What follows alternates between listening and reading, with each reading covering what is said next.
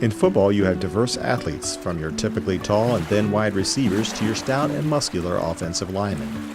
Similarly, in Steelhead, you have a wide range of athletic diversity. Steelhead are one of the most iconic salmonid species on the Pacific coast.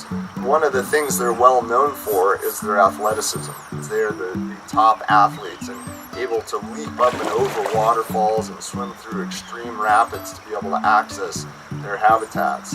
And among athletes, summer run steelhead are equivalent to Olympians. And in many ways, summer steelhead are the most extreme athletes of the steelhead life history strategies, allowing them to get up to places like this, pristine habitats higher in the watersheds. Not only are they athletes, but they can handle other environmental challenges that come their way.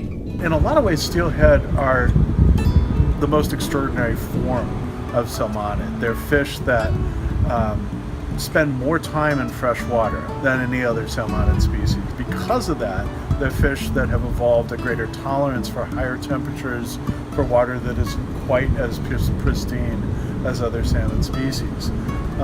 They're also really resilient in a lot of ways in terms of their physical behavior. They just display a remarkable degree of ability to confront challenges. They can do a lot of different things. So when conditions change, they're more likely to be able to deal with it than fish that have a more rigid life history, like Chinook or coho especially. What distinguishes a summer run from a winter run steelhead is when they enter from the ocean into river environments.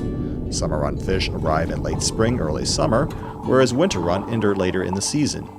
This diversity and life history strategy of steelhead is vital, according to Goodman.